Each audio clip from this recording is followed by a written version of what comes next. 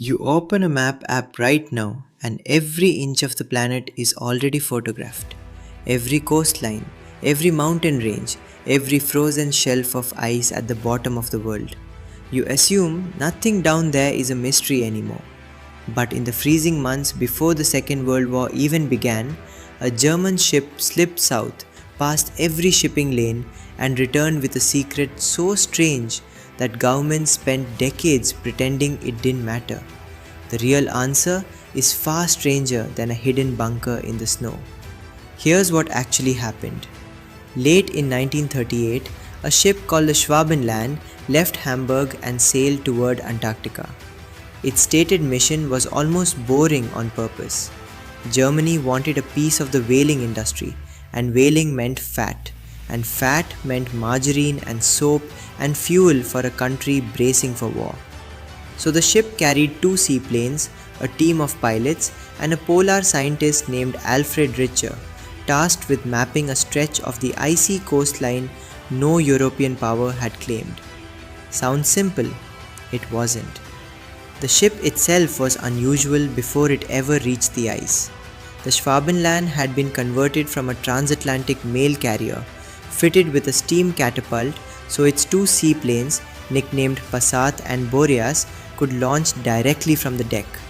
No runway, no harbour, just open ocean and a machine designed to fling an aircraft into freezing air.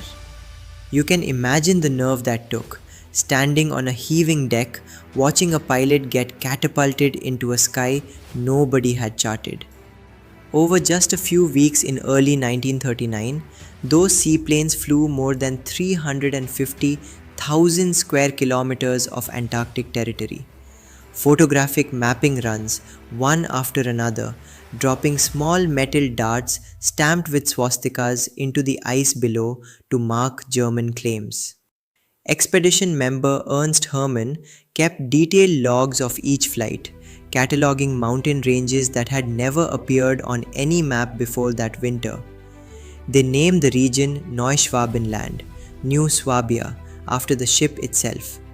Then they packed up, sailed home, and the world moved on to a war that swallowed almost everything else. You'd think that would be the end of it. It wasn't, and that's where the story gets interesting. Because for the next 80 years, that quiet mapping expedition became the seed of one of the most persistent legends of the 20th century. The claim spread that Germany hadn't just mapped Antarctica, it had built something there, a hidden base, a refuge. Some versions of the story say Hitler himself escaped to it in the final days of the war. Other versions go further, claiming underground tunnels, advanced technology, even flying craft decades ahead of their time. The legend has a name too, Base 211. It shows up in documentaries, forum threads, and late-night videos with ominous music, treated less like a myth and more like a secret waiting to be confirmed. Have you ever noticed how the wilder a claim is, the more specific its details tend to sound? So which is it? A whaling survey or a hidden fortress at the edge of the world? This is where real historians did something the legend never bothered to do. They checked. Cornelia Ludecker, a historian who has spent years studying German polar exploration, traced the Schwabenland's full logs, its fuel records, its crew manifests, its photographic archives. What she found lines up with the boring version, not the cinematic one. A mapping trip, a whaling claim, nothing built, nothing buried, nothing that required more than 2 seaplanes and 6 weeks of flying in brutal cold. The expedition's own scientific reports, published shortly after its return, describe geology samples, weather readings, and coastal photographs. Not construction plans, not tunnel blueprints, just the unglamorous paperwork of an actual survey. Separately, the British Antarctic Survey has pointed out something the myth conveniently ignores. Antarctica in 1939 offered no fuel, no food supply chain, and no way to secretly move construction materials thousands of kilometers without a single Allied ship, plane, or radio operator noticing. Keeping a hidden Nazi base functioning through an entire world war would have required more logistics than the mapping mission itself, sustained continuously, undetected for years, while Germany's actual war effort was starving for fuel on every other front. Does that sound like a country that could spare ships, aircraft, and personnel for a secret polar outpost nobody needed?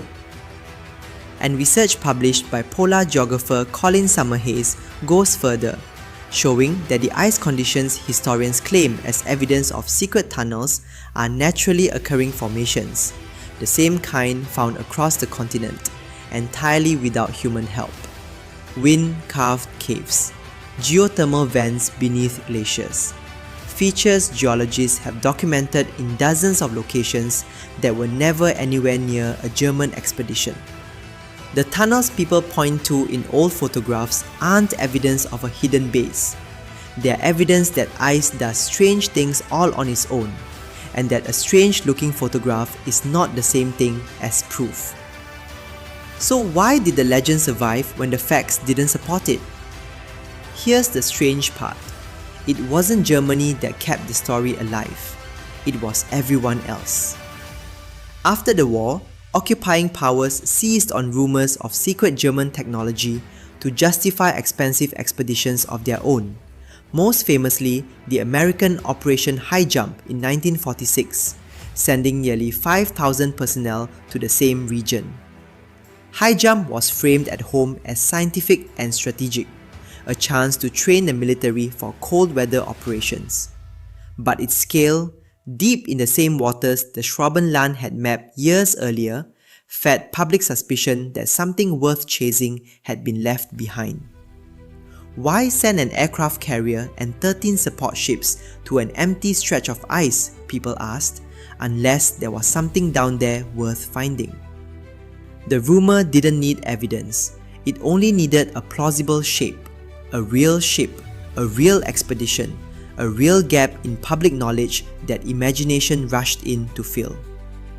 Cold War secrecy made it worse.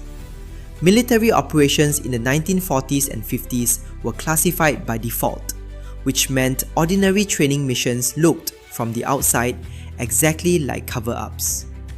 When governments don't explain themselves, people write their own explanations, and those explanations are almost never as boring as the truth. And that's the pattern researchers keep finding whenever a real historical event gets wrapped in myth. A verified fact gives the story its skeleton. A wartime silence gives it its mystery. And human curiosity does the rest, filling every unexplained gap with the most dramatic possible explanation.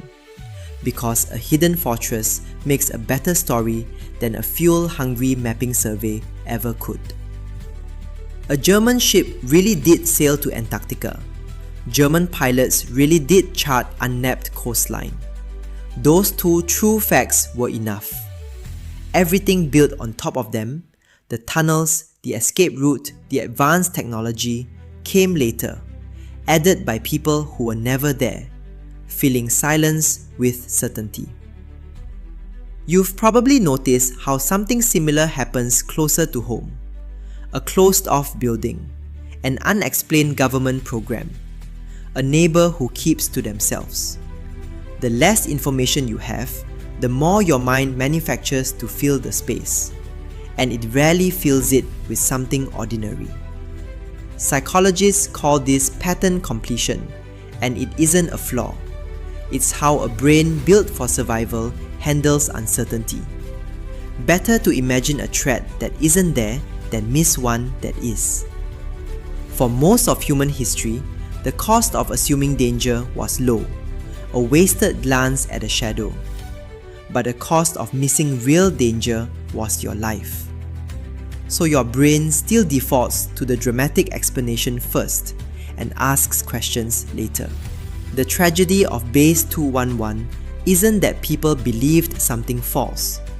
It's that the true story, a handful of pilots flying seaplanes through Antarctic storms to chart ice no one had ever mapped, using nothing but compasses, cameras, and nerve, got buried under a version that was easier to sell.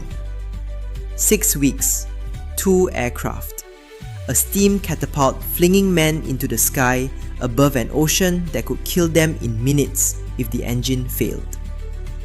That story doesn't need tunnels or secret weapons to be remarkable. It already is. The real expedition asks nothing of you except to imagine 6 freezing weeks at the bottom of the world.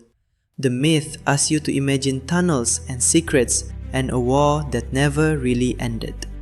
One of those stories is documented in fuel logs and flight records held in German archives today, cross-checked by historians who have no reason to protect anyone's reputation.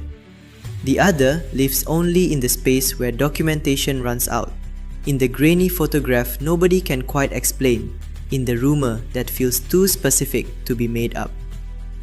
So the next time you scroll past a map with every coastline already charted, remember, it wasn't always this way. Somewhere under that certainty is a moment when 6 weeks of flying blind into the unknown was enough to make the whole world wonder what else might be hiding out there. The real answer was never as strange as the legend. It was stranger because it was true.